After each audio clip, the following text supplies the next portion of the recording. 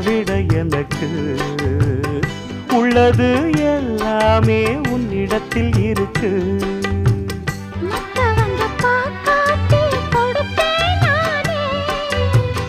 இப்ப இங்க ஆடேது ரகசியம்தானே.